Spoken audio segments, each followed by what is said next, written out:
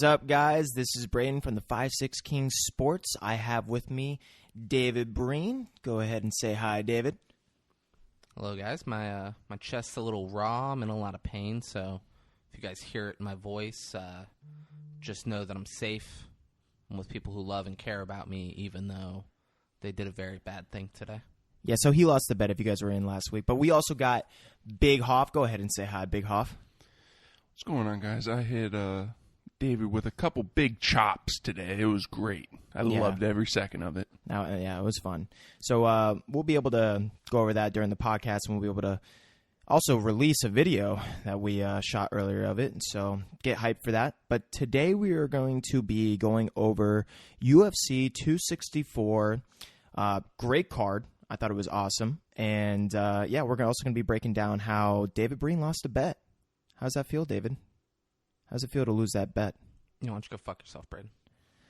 Well, once again, my picks were right. And, let's go through the main card. And Braden, you chop like a child. Which you guys will be able to see. Chop like a child. If Nick wasn't here, my chest would be fine. Right? For everyone listening out there, I gave him one of Ric Flair's most famous slaps. But you ain't no Ric Flair. What are you talking about? You ain't no Charlotte Flair. You ain't no David Flair, God rest his soul. Whoa. Well, actually, you guys will be able to see if I am Ric Flair on later today as we release the video. I give David a good slap right to the chest, and be fun to watch. So we're going to go through our picks. We're going to go through who won. We're going to break down UFC 264. And let's start with the bantamweights with Sean O'Malley versus Chris Matino. So Sean O'Malley won third round TKO. And what do you guys think of the fight? I think it was a crazy fight. I predicted a first round knockout, but motherfucker has a head on him. He probably got some years taken off his life. He probably has brain damage. Who knows? That guy can take a punch, though. Yeah, do you think on a week and a half, 2 weeks notice he comes in, and he should have went the full 3 rounds, but I mean, I'm not mad at the stoppage, but yeah, it was a crazy fight. The output that O'Malley put on him as well was wild. So it was it was a weird stoppage. So O'Malley looked incredible. He looked crisp. He landed, I forget the exact number, but it was a record for. It's like 183, I think, right? Yeah, it was something absurd, and he landed 80% of his strike attempts, which is unheard of. And Chris Matino just kept walking forward. At one point, Joe Rogan's like this fucking green-haired zombie in there that just keeps walking towards Sean O'Malley. So O'Malley's just picking him apart. And like people said early stoppage. Definitely wasn't an early stoppage. It was just a weird stoppage. Herb Dean could have stopped that fight in the middle of the second round, and I wouldn't have batted an eye. But instead, there's 28 seconds left, and he stopped it right out. O'Malley was landing, but Matino literally threw a right hook as Herb Dean stepped in and stopped the fight. It wasn't weird. It was just early. It wasn't early. It was just weird. Yeah, it was like a weird timing to it. And, Dana commented on it after in the post-fight press conference. And, he said, I thought it could have been stopped in the second round, possibly even the first when it got dropped. And, I agree. But I think at the same time, at that point, it was a weird time to stop it when Herb Dean did because Chris was still throwing. And, he's getting beat up, but, there's 20 seconds left, and Chris is literally still throwing, strong right overhand. So, I don't know. I would let it play out, I think. Well, I think, there was it 20 seconds or 18 or 28? Something close, It was something not a lot, and Chris was still standing and throwing with him. And pressing, too. It wasn't even... Yeah, and, I think so, there's no way Moitino... Not no way, he could have landed something, but he wasn't winning the fight. Yeah.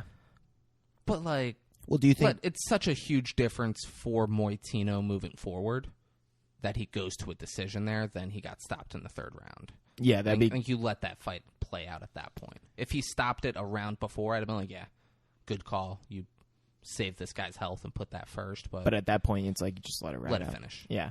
Yeah, do you think he still solidifies a position in the UFC, though? Do you think he did enough? I think they'll give him at least another fight. They should. Yeah. The way that he was pushing forward the whole time, getting hit a lot.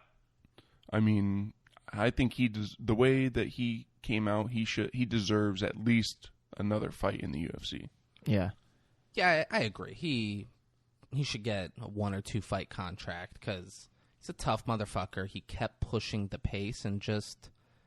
there's a reason that Sean O'Malley was minus 1,000 or whatever he was heading into this fight for the betting odds. Like, he was the way better fighter heading into the fight. Everybody knew that.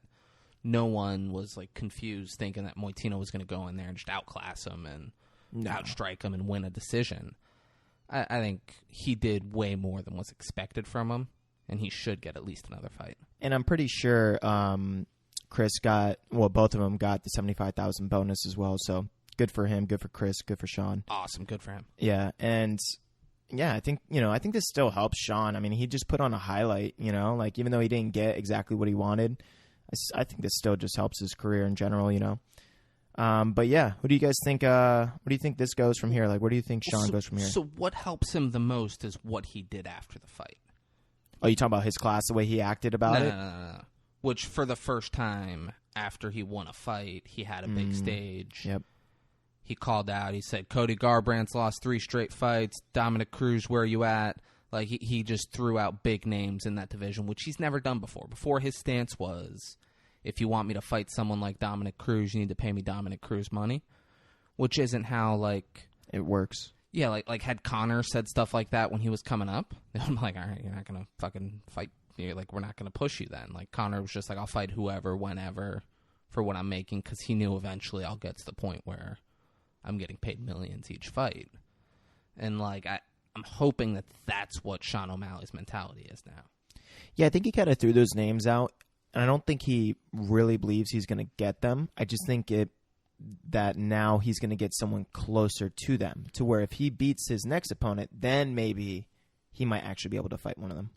I mean, I see the more possible one is him and Cody, for sure. I could see that happening. I would love that fight. I would love that fight too. That's the more likely one for me to see. I don't see Cruz taking that fight with him, but I could see Cody getting offered that fight and saying fuck it, and he'll take it. It would be really good. It would be cool to see Dominic's like awkwardness compared to. So that's what I put down that I hope happens next. I hope it's him and Dominic Cruz. Dominic Cruz, guys, like, it's not. This isn't pre-multiple ACL surgery and not diverticulitis. That's the Brock Lesnar thing. Plantar fasciitis. Yeah. Like, Dominic Cruz is a shell of his former self, but he's still a big enough name. Like, he's the number 9 ranked bantamweight. So for someone O'Malley outside the top 15, that's not a huge jump. Yeah. Cody's coming off a few losses. I don't know how you go. This undefeated guy's going to fight the number 5 ranked, who's lost 3 in a row. Yeah. Like, Cody shouldn't be the number 5 ranked right now. No, he's he lost shouldn't. 3 fights in a row. Yeah, he's fighting top competition, but I love the idea. Like, we have Jose Aldo. My immediate thought was, just give him Aldo. Yeah. Aldo at 135. Aldo's matched up with somebody. I don't know who, but he has a fight coming up. I love it. Dominic Cruz has nothing going on. I love putting those two together. And then all of a sudden, if O'Malley wins that, he's a top 10 bantamweight. See where he goes from there. I mean, you can even. I'm looking at the ranking now. You can even throw Frankie Edgar in there. Why not get a little fight in with Frankie Edgar? I mean, Frankie Edgar did just get knocked out. Yeah, I think it was last year, maybe, by a knee. Yeah. Man. So I mean, he's probably going to drop down in the rankings a little bit. Maybe him and O'Malley. Yeah, that would be fun because he's another very durable guy, even though he did, get knocked out by that knee. Frankie's super tough and he's quick and, he doesn't stay right in front of you. He's constantly moving. So, I don't know. I think it'd be fun to also have Frankie test Sean O'Malley's accuracy. But yeah, let's move on to... No, hold on. Oh, do you guys have something that you want Moitino to do next? I would just like to see him fight someone else who's, very tough as well and durable. Like someone that's more on his level of skill set. I got someone perfect for Let me hear it. I want him and Francis Ngannou. Moitino just keeps pushing forward and just eating shots, not giving a fuck and just moving forward. That's what I want. I could see it. I just imagine Francis just front kicking him right in the face. Well, it's funny you say Francis. But Moitino just taking it and absorbing it and being like, let's go. What's funny? It's funny you say Francis because even Sean O'Malley in the post-fight press conference would say he'd even fight Francis if he could make 135. So, fuck, maybe it happens. Maybe Ngannou loses 100 pounds and goes and fights in the bantamweight. So, yeah. So, let's get on to the women bantamweight. We have Irene Aldana, first round TKO over Yana Kunitskaya. Did I say it right that time, David? Kunitskaya. Kunitskaya. Yeah, I think you nailed it. I think it was close. Yeah. Yeah. So, shit, dude. Who, much to Braden's surprise, isn't Japanese. Is it? No, yeah. He's like, wait, she's not Japanese. Dude, and David made me feel like an asshole for it. I'm like, dude, no, that definitely seems like a Japanese last name. She's Russian. It sounds like a Russian last name, too. Kunitskaya? Sounds Japanese as shit. And I said to you the other night, and I'll say it again, you could say anything in that fucking voice, and it's I didn't even try to say it in that voice. Nick. Hey, Nick. Like, it's not the same. There's no way. I want to hear a Russian, some other Russian name. This interesting fight. Kunitskaya came out faster than she normally does. She was throwing high kicks, like she was going all in. Hold on, really quick. Wasn't she 4.5 pounds overweight? This is Aldana was. So yeah. Okay. Kunitskaya made weight.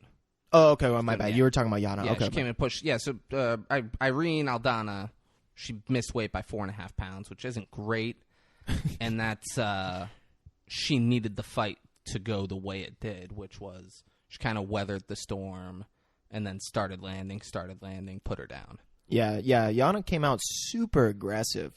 I was actually enjoying the way that she came out, but fuck, man. Irene switched it up pretty fast. But yeah, first round TKO. I mean, yeah. Irene is the better on the feet. Yeah. So, I mean, yeah. Do you think it was smart for Yana to come out that aggressive? Because it seemed like it didn't pay off, you know? I feel like she wanted to come out strong and then end up taking her to the ground. I feel like that's probably what her game plan was, to come out real quick, try and attack her, and then go to the ground game. But do you think that was to try and mess with Irene's like the space, the distance? Because she probably thought that Yana was going to come out and wait for the shot rather than press immediately. Do you think that was part of Yana's kind of style to kind of throw her off? Like, do you think she did that to try and throw her off, or do you think that was like the? The game plan's probably to rush her and then end up going for the takedown. So, and also like Kunitskaya hasn't been a mixed martial artist for very long, so it's just stuff like this. She's learning, she's evolving, she's learning new shit in there. Like that's something she's like, you know what, I have this new skill that I want to try out in this fight, see how it goes for me, and it just didn't. And hopefully she can bounce back. I think she's a good fucking fighter. Yeah, no, she's sure. exciting, and I think, you know, give her some time, give her a good rebound fight, and she can come back and hopefully look a little bit better. Yeah. And then I was listening to the press conference, and Dana didn't even know. He found out during the press conference that she was 4.5 pounds overweight. So he's like, "Oh, I'm gonna have to have a talk with her." How the fuck does that happen? That's what That's literally not. No, he was at the weigh-ins. Like, is that just him saying all I care about is Conor McGregor? I don't know, man. I don't, because that's what I was thinking. I'm like, isn't there certain stipulations that are set up if someone's overweight that they can't, you know, like? Yeah, well, they will allow her to fight if it's under a certain amount. Like, you can't weigh like, it might be 10 like pounds over or something. Yeah, you can't do that. I think it might be like 6 or 7 pounds over. You can't do that.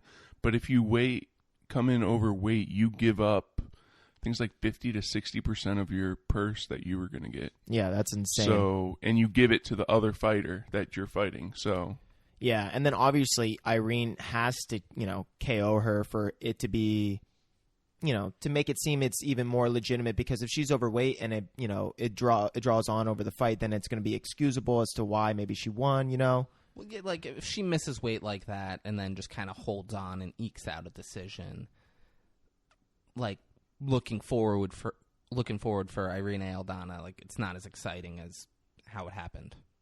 Like, if she ekes out a decision, like, she's having problems making weight. She's barely winning decisions there. What really, like, do we want to push her towards a championship fight? But she comes out, finishes her in the first round, and it's like, all right, she needs to get this weight under control because she's an exciting fighter. Now, do you think Irene gets a title shot? I think she needs to win another fight. Yeah. I like the idea of if they don't do Holly Holm and Jermaine Durandamine, if they don't do that rematch, I think Irene Aldana versus Jermaine Durandamine. Yeah. And then if she beats Jermaine Durandamine, put her in the title fight. Because, like, women's bantamweight, featherweight, and that's the thing there. Like, if she's having trouble making weight, Amanda Nunes is the champion at 135 and 145. It should be perfect. And there's no, like, real rankings at 145. Yeah. She can just be like, I'll fight her for the featherweight belt. But, because, like Juliana Pena is fighting for the belt next month on the Derek Lewis card. And that's Juliana Pena is the 7th ranked women's fighter. What is she? 6th. Yeah, she's 6th in the division. Like, she's behind Aldana. She's behind Holly Holm, Aspen Ladd. But Amanda Nunes has beaten everybody except for Aspen Ladd and Irene Aldana and Kunitskaya. So I think give her Jermaine Durandamine. If she wins that, you throw her in there with Nunes. You know, especially if she fucking KOs her, then it'll hype it up against Amanda Nunes very well. Yeah, and Holly Holm did just beat her in her last fight in a decision. Yeah. But I feel like they're both in a weird spot if they don't get the Jermaine fight. But also, like, how you never hear Holly Holm really talk about, like, because if I'm Holly Holm, I'm like, hey, I'm the greatest women's fighter of all time. Yeah, Amanda Nunes knocked me out a couple years ago. I want that rematch. You don't really hear her say that. You hear her just kind of be like, yeah, no, I'm taking whoever they give me. Shit like that. Like, she's number 2 in the division, and yeah, she needs to create that drama and that hype. Durandamine's lost to Nunes twice. And that's kind of, so Holly Holm should be fighting Nunes right now, and she's not. So and do you think that's just from the lack of her saying those stuff and, like, I don't know, not like, being at this point in her career, I don't know how excited Holly Holm is about going in and fighting Amanda Nunes, who could beat the fuck out of her. 'Cause looking at the division, there's no one else in the division that I think, they would beat the fuck out of Holly Holm. But wouldn't you always want the championship fight? Like, even if you think you might not win, whether it's for the money or the possibility for the... I mean, wouldn't you think that you would just always try to hype up for that fight? Like, even if you don't get it? I mean, not if you're going to go in there every time and get knocked out real quick, and then your stock just drops. Like, oh, she can't beat this person. True. You're going in there one round and getting knocked out right away. But then you go 5 rounds with the number 4 ranked. Like, it doesn't make you look. It sells better. Yeah, I feel that. And at this point in her career, Holly Holm, like, she's way older than you think she is. Like, she might be 40. Like, she's up there in age, and she's not getting another title shot if she loses. So I think Holly Holm's best course of action is hoping someone like Aldana goes in there and just catches Amanda Nunes, wins the belt, and then Holly Holm's like, oh, well, I beat Aldana. I want a shot against Aldana. Yeah, true. And she gets to go in there, and then she can win and go out as a champion at the end of her career. As far as Kunitskaya goes, I love the idea, her and Sarah McMahon. I think that Sarah McMahon's edge of the top 10. She's number 8, I think. And I think that's just that's an older fighter. She's a veteran. It's a good test for Kunitskaya to see, like, okay, is she a true, like, gonna stick around top 10 fighter, or does she not really have the skills? She got a couple early wins, and now we have to really, really reevaluate what we want to do with her. Yeah, and I think that will help Yana as well, like, kind of get her feet back underneath her, you know, and get her confidence back up if she can. Oh, well, a win over Sarah McMahon would be big. She's a veteran. Like, she's been around. She fought Ronda Rousey for the belt. I think she's fought Amanda Nunes. Like, that's a former title challenger that a young fighter like Kunitskaya go in there, get a win over Sarah McMahon. That'd be huge for her. Now, do you think, like, who do you think is Amanda Nunes' biggest threat right now in the bantamweight? Do you think it's Aldana, or do you think it's like Holly Holm? So Aldana, because she's younger and we still... She got heavy hands. She got got good power. She's a clean, just crisp boxer. Like, kind of see what else she does, how she evolves. I think in that regard. So, like, Aldana right now, the unfinished product, Amanda Nunes is tearing through. But I think, like, let's see what Aldana does over the next couple of years. Yeah. And let's see what she looks like, because she could be a problem for her. So could Kunitskaya, honestly. Yeah. If she keeps evolving and becomes a more well-rounded fighter, that'd be an interesting fight. Like, those are two young fighters who have kind of gone up the ranks, and if they can get to the point where they're fighting Nunes, it'd be interesting. Yeah, I feel that. Do you ever think they fight again? Kunitskaya and Aldana? It all depends how their careers play out. Yeah, for sure. If it gets to the point where one of them's a champion and the other one is challenging for a belt, sure. I don't think they're just like, oh, we gotta run that back. No. Yeah. I feel that. All right, let's move on to the heavyweights. Oh man, this is great for you. So we have Tai Tuivasa versus Greg Hardy. Tai won TKO in the first round. And David, you want to break down why this is so great for you? Not really, but I will. I mean, Tai Tuivasa, he's an actual MMA fighter. Greg Hardy is an athlete who is used to beating the shit out of women, and he was in there with a grown man who knocked him out in the first round. And you know the 5-6 Kings do not support that shit. I honestly, I think Greg Hardy should be cut by the UFC. I don't think they should have signed him in the first place. I don't agree with someone being charged with domestic violence than having the largest fighting company in the world be like, hey, we want to pay you a ton of money to go fight people because of your history. I think they should cut him. Tuivasa, on the other hand, I'm very excited about Tuivasa. Do you have the heavyweight rankings up there? Yeah, so I want him to fight Walt Harris. I think getting him with Walt Harris, that's an older guy who's the number 11th ranked guy, because everyone else, like, heavyweight's kind of exciting right now because it's a lot of guys who are like mid to late 20s who are on the back end of the top 15, and I'd like to keep them away from each other as long as possible. This is like the wrestling promoter in me. I want to keep the young stars away from each other until it's the point like we get Tai Tuivasa and Sergey Pavlovich fighting in the number one contenders fight. So I think Tai Tuivasa said, like, I'd like someone in the top 15. I think give him Walt Harris. And then if he wins that, you got a lot of young guys on the back end of the top 15 there. Yeah, I like that. I like getting him someone who's more of a veteran and that's in the top 15. I think he for sure deserves a fight to at least fight someone who's in the top 15. Oh, for sure. To be able to get himself into that ranking as well. And, dude, he's got a lot of hype and popularity around him now, especially after all the shoeies he's been doing. I mean, that was like one of the most communal things I think I've seen UFC fans do after a UFC fight. There were so many shoeies going on. Yeah, he does that after every win. I mean, now it's blown up even more, but he's been doing that. For all the listeners out there who don't know what a shoey is, listen to the last episode of 5-6 Sports where Nick explains what a shoey is. Exactly. Which means you got to go to the last episode to listen to Hoff break it down, because I'm not going to break it down, all right? So, yeah, Ty does a bunch of shoeys. It's super fun, super entertaining. If you need to know what a shoey is, go listen to the last episode. But, no, yeah, I think the heavyweight division right now is kind of like disorganized. I think Dana wants it that way. What gives you that idea?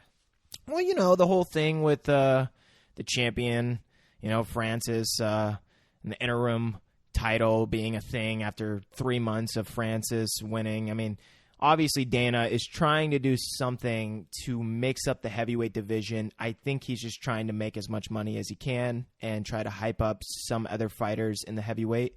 Other than John Jones and Francis, so he doesn't have to put too much money, I think, all in one time on the heavyweight division, and then it's like over or something. I think he wants to boost up a lot of other fighters so he can sell more fights. So he wants a big pay-per-view in Houston, which Derek Lewis in Houston, he's hoping he'll get that. But it just speaks to how the UFC has fucking failed Amanda Nunes.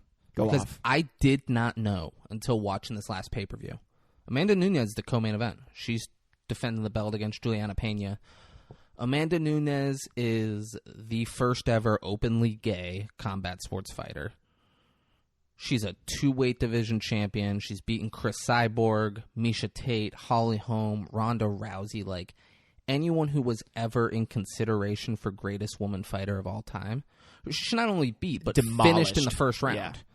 Like, she is the greatest female fighter of all time, without a doubt. Yep. And instead of having her headline a pay-per-view, they're doing an interim heavyweight title bout 3 months after Francis Ngannou wins the belt. And not even really promoting that she's like, they're not even like, oh, we got 2 title fights on it. It was just like, oh, Derek Lewis and Cyril Gane is the main event. And then it just kind of said, didn't even say championship match and say 5-round bout. It just said Amanda Nunes versus Juliana Pena, second on the list. Like, they are trying their absolute hardest to not make a star out of Amanda Nunes, and it just baffles me. Yeah. And that speaks to the levels of integrity that the 5-6 Kings have for these type of issues. And, yeah, I mean, honestly, though, I am fucking surprised. I'm surprised on a bunch of different levels that Amanda Nunes isn't speaking up, that there's not more sports.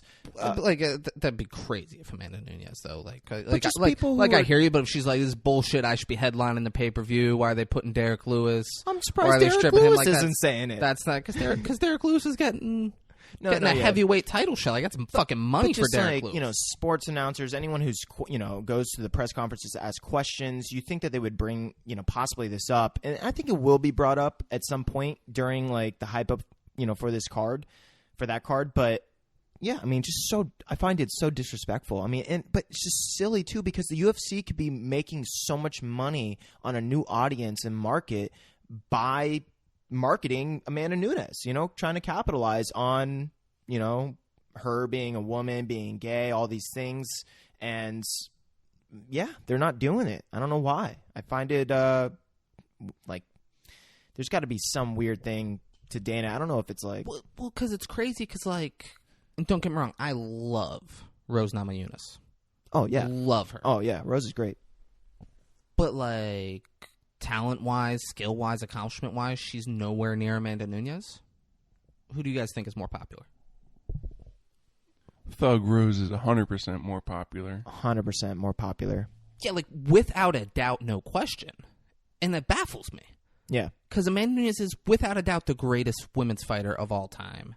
And I think it'll be a very long time until anyone, if ever, someone surpasses her. Yeah. Like, I just, eventually she'll lose. Everyone loses at some point. That's not what I'm saying. I'm saying, like, greatest of all time, like talking like Anderson and GSP and all those, like, oh, who's better, even though they never fought. It's going to be a long time before anyone else is in that conversation. But most people don't know who the fuck Amanda Nunes is. No, but do you think they're just doing that because they look at their target audience right now and they're like, oh, we're trying to capitalize on the target audience, like the audience that we already have as much as possible? But I think that's still just a little silly, because it's like you could be bringing in a whole new market, a whole new audience. And I don't know, man. Amanda Nunes is perfect to do it. You got this girl knocking out everyone, and she's putting on exciting fights. It's not like she's doing anything that's to where you would think it's maybe boring for some reason as a champion. No, she's knocking everyone out. It's a fucking amazing way to sell it. I think she should be more popular. I think the UFC should put more money into selling Amanda Nunes and put her at the fucking top. Yeah, I mean, I remember speaking about this. I don't know which episode it was. We were saying that if you were to ask someone walking down the street who Amanda Nunes was, you'd maybe get 3 out of 10 or 2 out of 10 people who might know who Amanda Nunes is. But then you go and ask who, maybe Ronda Rousey, who doesn't even fight for them anymore. Yeah. You ask them who she is, and they, UFC, and Amanda Nunes is a way better fighter, but not, I guess, as popular, because they're not pushing her. They pushed Ronda like crazy. Yeah. but they're not pushing Amanda like crazy. It just doesn't. It doesn't make sense. I wonder why. if her and Dana got beef. They just got beef, and Dana's just like, I don't want her to make all this extra money. I don't want to capitalize on this new market. Maybe Dana's just homophobic. That too? No? Hey, this is FiveSixKings. So we like, break it all down. there's the thing, like, I doubt that's it. But how No, great? no, how no. great would it be if that's what came out? No, He gets asked at a press conference, he's like, I just really don't agree with her lifestyle. She's a great fighter, and we're gonna keep her around. But as far as like outside, like I don't like her as a person. I don't want her around. I doubt that's true, but even if it was, Dana's too smart. He's too smart to fucking say that. But there's no way that's true. He fucking loves Amanda Nunes. I don't know. It's just weird, dude. It's wild to me. But yeah, let's move on. Let's go to the welterweight, the co-main event, where we have Gilbert Burns versus Stephen Thompson, and it went to a third-round decision. What kind of decision? You want to say it, David? I asked you a question. It's just a decision. Unanimous decision. Which means all three judges were on the same page here. They all Compared to what? compared to a split decision. Where one judge gets it wrong, but the other two nail it.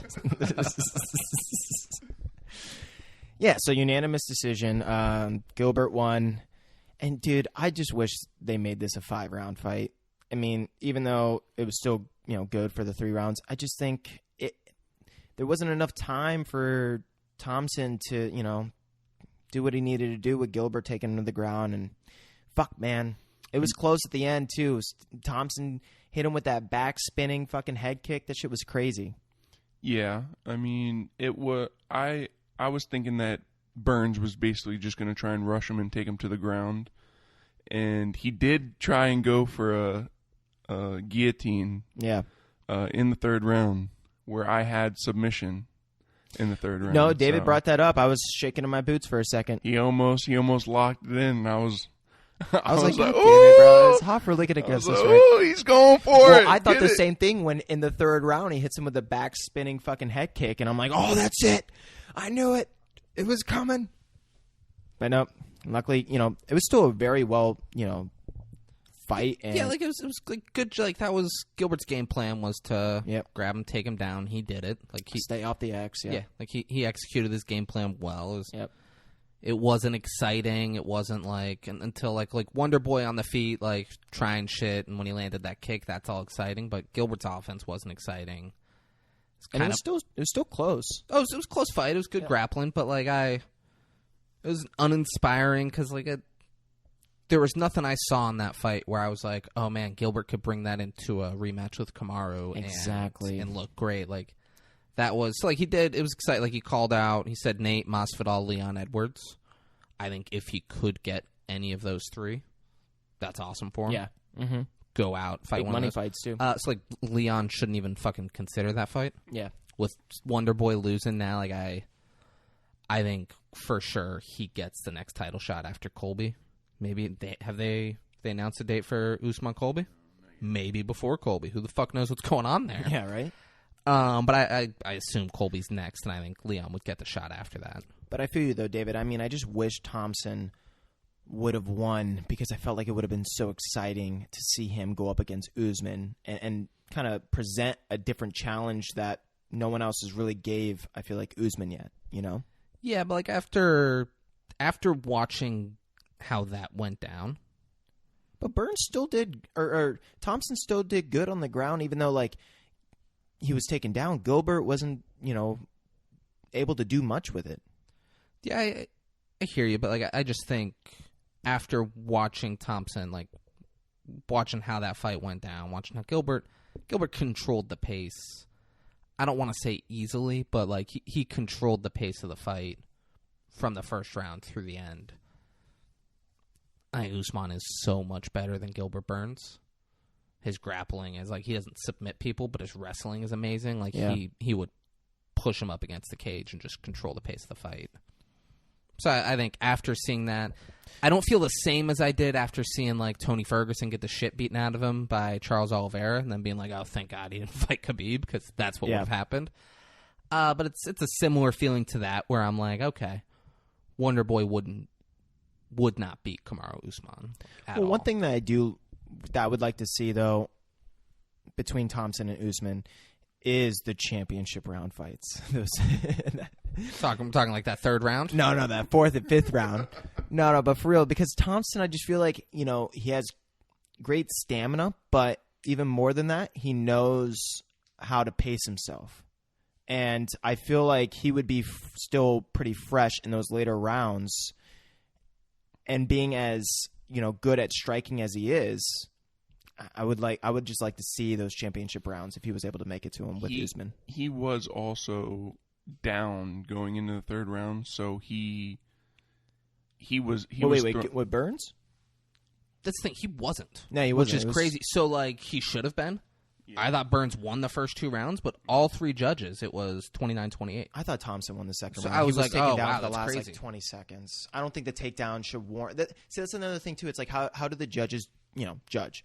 And then we could do a whole fucking episode on for sure. judges judging because there's no consistency. No, yeah. There's a lot of times where that takedown, it was close enough leading up to it, and then the takedown, it's like, all right, well, he wins that round. Well, that's my one point about the judging is how do they weigh takedowns compared to damage? Now, I feel like Thompson did more damage than, any of the damage that was done, in the takedown, especially more specifically the second round, because it was just like a last 20 second takedown rather than like Thompson kind of was really, I feel like, landed more strikes during the second round. Yeah, but also his mindset going into that third round, I guess I should say, is that he's down. He should go into that third round with that mindset. He felt like he was down, and he was throwing whatever he could at Burns, and Burns was basically not wanting to be standing up with him. So he was trying to... I just feel like when Thompson hit him with that spinning back kick and almost, he knocked... blocked part of it, and then it hit him. Burns It hit him behind the. Hurt it did hit him behind the ear, though. Yeah, it did hit him. But Burns pressed him immediately, and I felt like that was Thompson's chance just to, it's like, dude, just stay in the stand up, and because he kind of tried to almost like back away for a second, and then Gilbert, I felt, came into like a clinch, and then ended up taking him down. And I just felt like there was that split moment where it was like.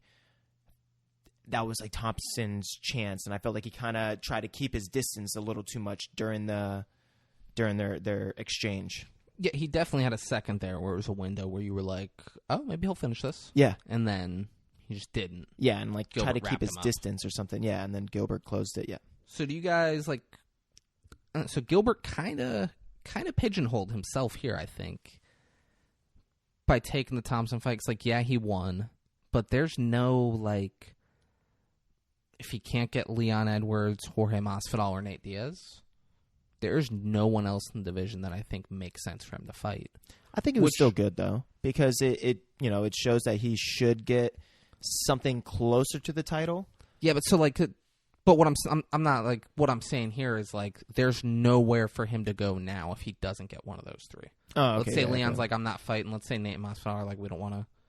I'm a big draw. I don't want to waste my top drawing power on Gilbert Burns. I want to fight someone else. Maybe he kind of already felt like that and was thinking like, oh, well, the Conor McGregor card will be a big payday, and if I win, I'll just wait until the opportunity kind of like arises. Yeah, maybe. Because I don't think he should be like overly pressing for a fight right now. Like Burns shouldn't. I think he should be trying to play the long game now because I feel like he's solidified that he's still number 2. But he's still. I don't think he did that.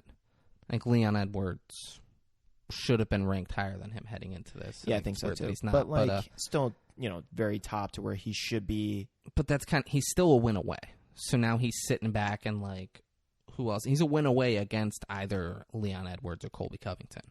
And I don't know how he gets that fight unless he gets Masvidal or Nate. He's gonna for sure, I think, fight one of the.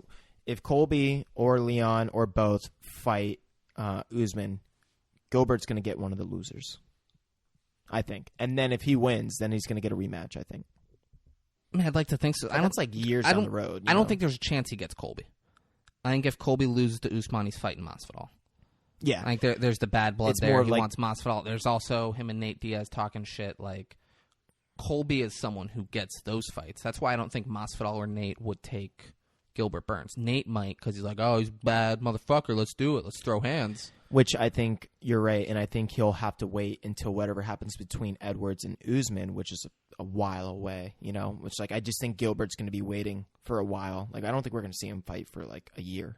Yeah, which is crazy, because, like, I would have rather seen him fight, like, Bilal Muhammad or Neil Magny, and then fight Stephen Thompson, and then it's reasonable for him to be like, I've won 2 against top 10 guys, 1 top 10, 1 top 5. Yeah. Give me another title fight. Yeah. No, I feel that. I agree with that. What do you guys think about Wonder Boy going forward? Man.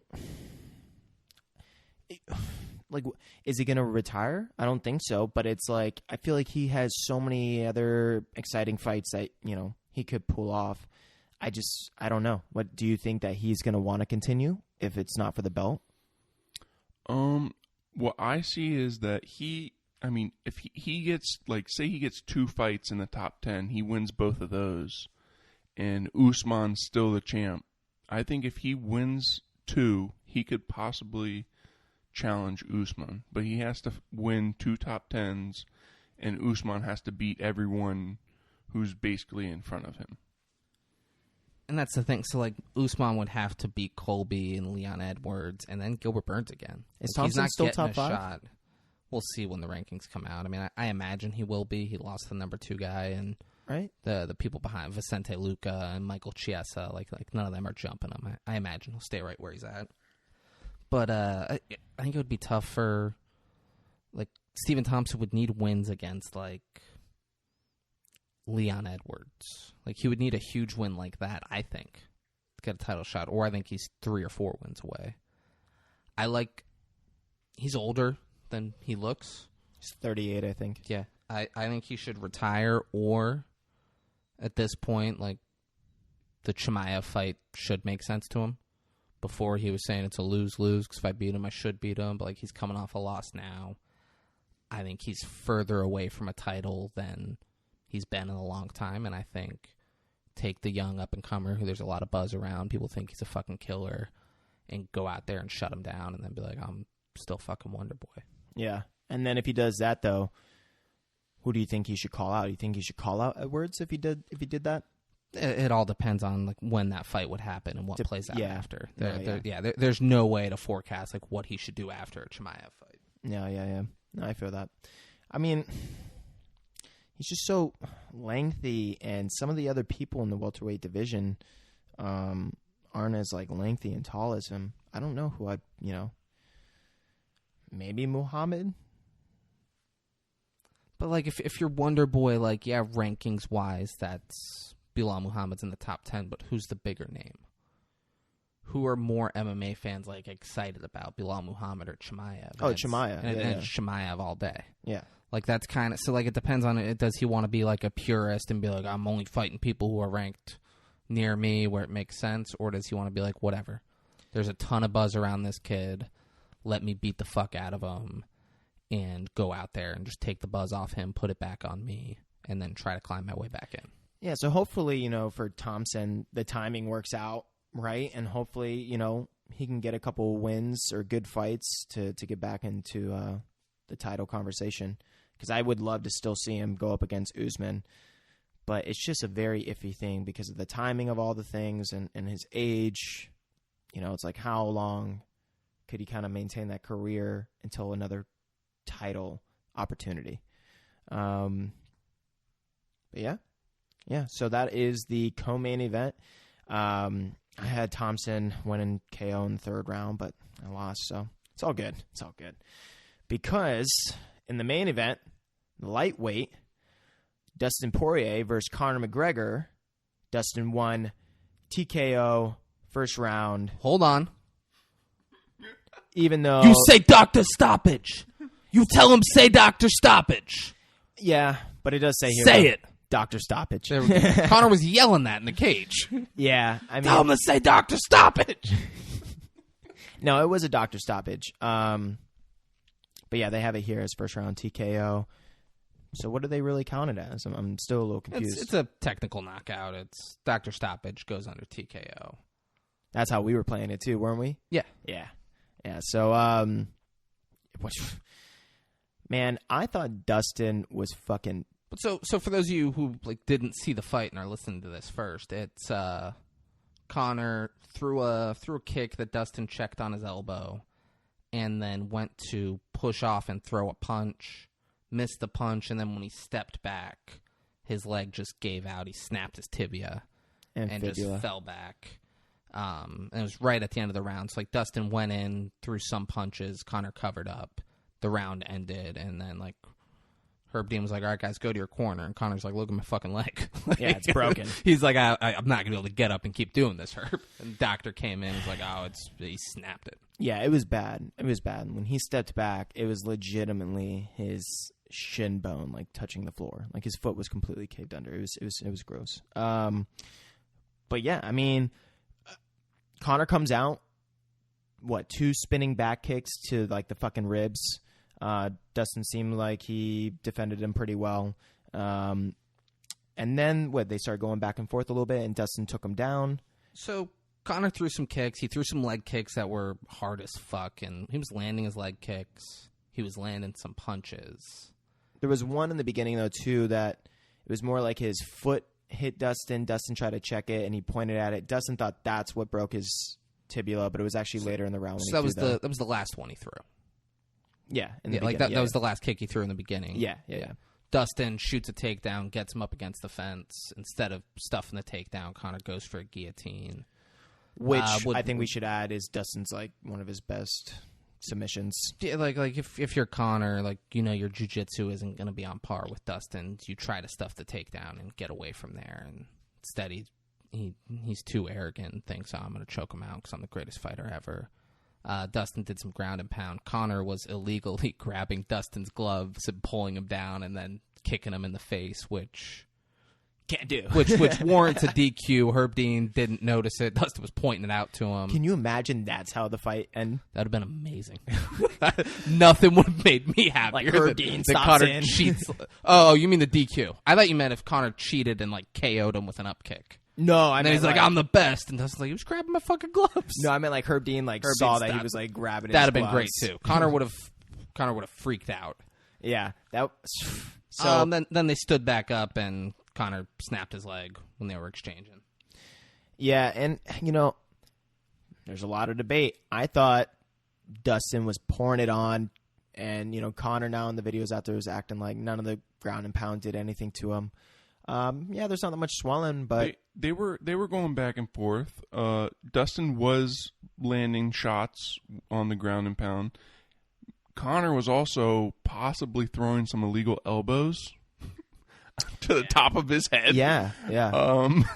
When I saw him throwing, I was like, oh, gives me flashbacks to John Jones every time I see someone start throwing those elbows like that.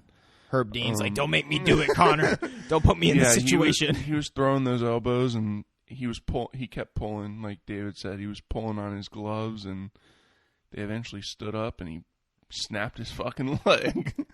And then, yeah, man.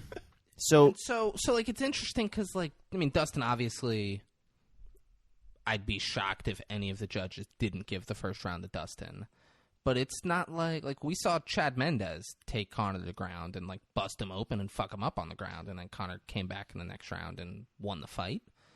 And it's not like Dustin did that. Dustin landed some shots, but Conor wasn't in a super bad way by any means.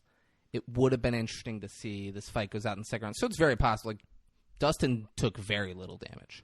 Yeah, it's possible he comes out the next round and just starts pouring it on him. Absolutely. I wish we would have been able to see that, though. Well, my thing is see if we're getting 2015 Conor, who's gonna bounce back after being down in the first round and come out swinging, or if Dustin would have just shut him down. I think a big thing is that Dustin's game plan was playing out his way. He was able to do some things on the feet. He was able to control him on the ground. A lot of things were going his way. And Conor wasn't too hurt or phased and could have done a lot of stuff in the second round, but going off that first round, it was definitely going Dustin's way, and it was going the way that Dustin was, planning on trying to have it go out. Yeah, Dustin most likely for sure won that first round, but it wasn't like he had rocked Conor and he was dazed and all that. But he landed some good ground and pound. But I mean, it's not like he was hurt where he was going to get KO'd in the second round, like right away, right when the second round started. So I was listening to a doctor go over Conor's surgery and stuff, and he was saying it's going to take like at least a year for him to be back in the octagon. But Conor comes out. Is it a doctor or is it this physical therapist guy on Instagram? Yeah, he's a physical therapist, but he does actually like treat people with injuries and stuff like that as well. Like, but is he a licensed doctor with a medical degree? Yes. Yeah, like it says MD next to his name. I think so. You think? Let's just call him physical therapist for now. Okay. Did he show you his papers?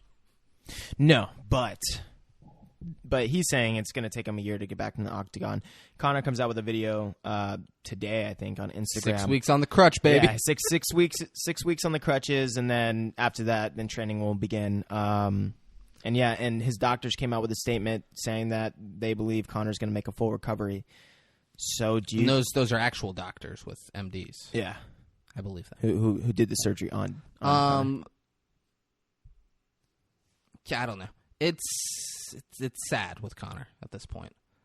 Yeah, because I don't know. So I hope he retires, kind of. Yeah. Just because, you don't want to see it get any worse. Dude, he sat in the cage. Joe Rogan sat down next to him on the ground, which was bizarre. Sat down and leaned up against the cage with him. Oh, Conor's coach said how fucked up that was, too. Fuck Conor's coach. Don't enable Conor to be this fucking entitled monster that he's turned into. You heard me, John Kavanaugh. But Conor leaned up against it and yelled, "Your wife's in fuck you, Dustin. Your wife's in my DMs." Conor McGregor is the same guy that I remember knocking out Dennis Seaver, jumping the fence, getting in Aldo's face, fighting Mendez on 10 days' notice, knocking him out, and then going and knocking out Jose Aldo, fastest knockout in a title fight ever. That's the Conor McGregor, and then fighting Eddie Alvarez in Madison Square Garden. That's the McGregor I want to remember. I don't want to remember this version of him that's getting hurt in a fight, screaming make sure he says doctor stoppage. He didn't knock me out. Make sure it's a doctor stoppage. And it was. And then screaming, your wife's in my DMs. Your wife's in my DMs. It's sad. He's not clever with the stuff he does to be funny now. He's just vulgar and over the top, and I don't want to keep seeing it. But it's like Conor tweeted. It's you need people like me. And then Rhonda tweets out. She's something about oh, Conor's the best because he hits the ground. He's immediately selling the next fight. And David hates it. But no. Seriously, I respect it. He's a genius in how he does it. And he'll get the fourth Poirier fight without a doubt. There's no question about it. But me personally, and I respect that he does it. I respect that he's going to make a ton of money. But me personally, this isn't the Conor McGregor I want to remember at the end of his career. No, I feel that. I want to remember him chasing Jose Aldo, winning the belt, being hilarious too, clever and hilarious at press conference, and not trying to get the crowd to chant Josie's wife at Poirier. Try hard, and the crowd wasn't doing it with him. What? It'd be one thing if the crowd got into it, was doing it with him. That'd be all right, it's working. No one chanted that. Yeah. It's just sad watching him try right now. So then after everyone's in the ring, apparently Poirier's wife is in the ring, and there's a picture of her flicking off Conor McGregor right by his feet. And Ben Askren tweets, how great would it have been if Poirier's wife walks over and, kicks Conor McGregor's fucking leg as he's talking shit about her. That would have been awesome. She would lose lots of money. You think? 100%. She would go to jail. That's assault.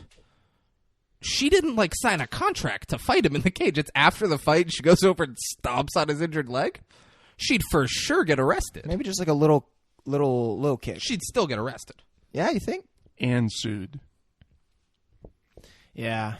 Still would have been great, though. Conor screams out in pain right after talking shit about her. So, next we're getting Dustin versus Oliveira for the belt. Oh, and that's going to be great. Yeah, like that's a fun fight because of how well-rounded Dustin is, how great Charles' jiu-jitsu is, and then Oliveira knocked out Michael Chandler. Yeah, he's well-rounded, man. Like he's got hands. It's an exciting fight. Dustin says Oliveira end of the year is what he said before this. So yeah, we either get it at the end of the year, maybe if they do Madison Square Garden in November, we get it there. Yeah, but that's a fight I'm very excited for. Yeah, I hope that Dustin gets really good jiu-jitsu training, but I just hope that he doesn't overtrain to get taken down, because then I feel like that might take away from his offense. I don't think he will. I mean, Dustin's a black belt in jiu-jitsu. Like, it's not like it's not like he doesn't have a ton of skills to fall back on. Like, he's a legit black belt. Nice. I think he'll do a normal camp as if he would if he was fighting anybody else. I just usually hear when strikers go up against people who have great ground games that they end up not doing as much of their offense as they should because they're trying to not get taken down. And that's like kind of my only worry, because Charles Oliveira sets it up so well with his hands. You know what I'm saying? Like, he's going from taking down to having great stand-up, and I think that's one reason why Michael Chandler ended up getting caught. I also feel like Dustin is a bigger guy. He'll come into the cage bigger than Oliveira as well. Yeah. I know Dustin cuts a decent amount of weight to go into the fight. I don't know if Oliveira does, so that will be at least somewhat maybe an advantage for him to stuff takedowns or whatever, but I don't think he needs to worry like a crazy amount about a takedown, about him getting taken down and whatnot. I mean, he is a black belt, so he knows what he's doing on the ground. So, and his stand-up game will speak for itself. Yeah. No, I agree. What do you think happens? Do you think Conor just waits for this rematch with Dustin, or do you think he ends up fighting someone else before Dustin? He has different options. I mean, if Dustin's the champ by the time he comes back, maybe he gets that. And then he gets a title fight? But I would like to see him fight someone in the top 10 or something, or maybe even Nate. Yeah, right. Before he even tries going for a belt. Never gonna happen. Dana said Dustin needs to fight for the belt before we do the rematch, which says to me that Dustin's getting a title shot, and then if Conor's ready after that, he's getting the fight against Dustin. So Conor will get a title shot when he comes back. If he's fighting Dustin when he comes back, he's fighting him first, no matter what. Unless Dustin pulls a Khabib and he's just like, "No, I refuse to fight him."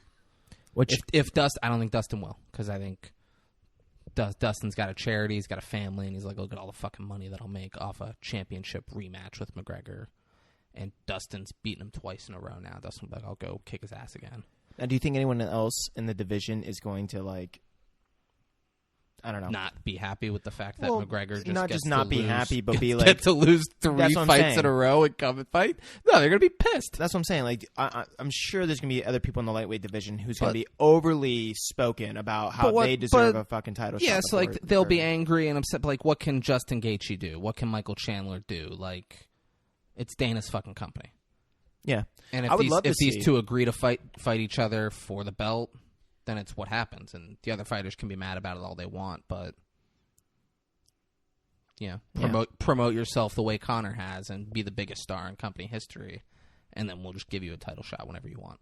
Yeah, I know. It's kind of shitty because I want to see Conor go against someone else before he fights Dustin. There's no way, like, we're not getting like Conor. Well, the only reason why we're not going to get like Conor versus Benelli Dariush. Like Conor's not going to side up and just fight like a random guy who's ranked in the top 5, top 10. Like, there's no way. Like Islam Makhachev, like, could you imagine? He goes in there and fights Islam Makhachev, and no one knows who Makhachev is, but Makhachev just ragdolls him for 5 rounds, and then like, thought I just say that because I don't want to see him get a title shot after losing 3 straight. You know, I don't think anyone does. Would they, for some reason, make that fight for not the title when he is the champion? No. Then they're just giving away money. Yeah. Yeah, like that's just extra money on the table. I'm just trying to see how the UFC is going to justify it There's so much bad blood. There's question marks at the end of the last fight. What if Conor didn't hurt himself? This is how they're going to justify it. But for a championship, though. This isn't me saying I agree with it. No, yeah. Dana White will just be like, this is such a good rivalry. It's so close. Conor got hurt at the end of the last fight. There's no one else Dana would do this for. Yeah. This isn't me saying I think this is what Dana's going to say. But he got hurt at the end of the last fight. Who knows what would have happened after that? We've got to do the rematch. It'd be crazy not to do the rematch. And Dustin's the champion. That's just the way it is. And I'm not trying to say Oliveira is going to fucking lose to Dustin. I think that's going to be a great fight. I'm just saying what if. And you know what? I don't think they should do it, but I'm watching the fucking pay-per-view if they do. What do you mean? I don't think Conor should be fighting for the belt, but there's no way I'm not watching him fight for the belt. Yeah. So then what if Dustin loses? Well, my bad. Go on. No, I mean, if Dustin loses, and then what? Conor comes back, or I'm saying against Oliveira. If Dustin loses to Oliveira, do you think Conor then fights Dustin, and then whoever wins between them goes and fights Oliveira? If Dustin's not the champ, his first fight is not going to be for the belt. It'll be for Justin, or maybe if he wants to go the Nate Diaz route. But Dustin, I believe Dana White did say that he is gonna set up the match once in the post-match conference. He said Dustin and Conor will have a rematch after Conor heals up. Yeah, and he's for sure going to say that too because he knows how much fucking money they're going to make. Now, what number do you think they stop fighting? Because they fight again, Conor wins. What do they? Then it's over. Then it's over. Then it's over. You don't think it's a fifth one? Conor's going to pretend like the third fight didn't really happen. It was a freak injury. Conor's up 2-1 if he wins the next one. Then if Conor loses, I think they do this forever. That's what I'm saying. Yeah. But if Conor comes out, wins the fourth one, and be like, third fight didn't count. This was the rubber match. I won it. I've won the rivalry. But let's say, okay, let's say Dustin wins the next one. Then they fight again, and then Conor wins the next one. There's going to be some bullshit reason that Dustin wins the next one. And, dude, it'll go, Conor's a fucking insane person that, he loses. Dude, no one else gets to just lose to Nate Diaz and be like, no, we're doing it again. No, yeah, this is UFC's just lose to Dustin Poirier and be like, no, I'm fighting him again. I have to win the next fight. It's crazy. No one else gets to do that. Yeah. Do you think only Conor McGregor? Do you think Dana White is hoping McGregor loses for another fight? No, because if he wins, he's going to fight for championships, and championship fights always make more money. Yep. Way more money. But also, once Conor fights Dustin again, which he is, if he loses, he's got to fall back on the Nate Diaz fight. And if he doesn't want to do that, I know he was talking about trying to box Manny Pacquiao or something like that. So once he goes to the boxing route, I think he will retire from the UFC. What if he loses both trilogies and loses against Pacquiao? Do you think he hurts his career? I mean, you'll just hope that you don't remember the back end, how it's going right now. You hope he is he the next Muhammad Ali of UFC? But instead of boxing, kind of you know what I'm saying, career wise. No, what does that mean? Because Ali kind of was falling out at the end of his career. The way he was losing, they would always say if Ali, because McGregor took time off going to boxing, if McGregor stayed in his prime in the UFC instead of going to boxing, so that'll always be a what if. He kept fighting after his fight against Eddie Alvarez was the best performance anyone's ever put on in a championship fight. Yeah, it was flawless, and then he didn't fight for 2 more years, and he came back and fought Khabib, who was just on a tear and beat him. That'll always be a big what if. He'll never. It's no one's going to mistake Conor for the greatest of all time at this point. And that's not the case. No matter what happened at the end of Ali's career, people still say he's the greatest boxer of all time. Yeah, they're not going to say McGregor's the greatest UFC. No one says Conor McGregor's the greatest. If they do, they're morons. Yeah. Okay. No, I feel that. But you don't think they're going to make any type of reference of career from... Someone will. Yeah. Yeah, I could see it. Yeah, so that is UFC 264, and to bring it full circle, we did have a crazy bet that David ended up losing. David had we had a point system to where you got a point if you guessed the right fighter to win. You would get a half a point if you guessed the right round, and then you would get a half a point if you guessed how they won. So David got 4 points. He lost. Nick got 5, and your boy Braden got 6. So the reason for the bet, or what you had to do if you lost, was to get 3 slaps to the chest, 1 Ric Flair style and 1 Big Show style. 1 Ric Flair knife edge chop to the chest. And then 1 Big Show open palm slap. Is that 2 Big Show overhand palm. I don't know how to fucking describe it. Yeah, and yeah, it was fun. So we did that. We have it recorded. We're going to be throwing it up on YouTube. Everyone definitely check it out. See David get slapped by me and the Big Show. And just so like you guys know heading into it, Braden slaps like a little bitch. Nick's, it felt like to jump over to the regular 5-6 it felt like I was getting hit in the chest by a Peterbilt 359 semi truck. Nick's were brutal. Braden, it felt like a child was hitting me. Yeah, but you guys will see which hand left the bigger print. It's all good. I mean, it's photos and videos will tell all. Yeah. So that was UFC 264. Guys, check us out. Check out that video. It'll be up later this week. We gotta do some stuff. Yeah, to it. comment. Braden said he wants YouTube to edit it and make it seem like he hit me harder than he did, and I was like, all right, whatever, man. Whatever makes you happy. Yeah, so he's gonna do effects. that. Yeah. But yeah, check out the video. Check out our podcast wherever you can get it. If you guys could download the podcast instead of just listening to it. Turns out we don't get told if people listen to it. We only find out about downloads. So please download it. Please share it with whoever you meet. Tell them about it. Tell them about Big Hoff's just oozing sexuality through the microphone into your ears. Tell them all about that. Check us out. Follow us on Instagram at 5-6Kings. And, hope you enjoy it. Hope you keep coming back. Hoff, you got something you want to add?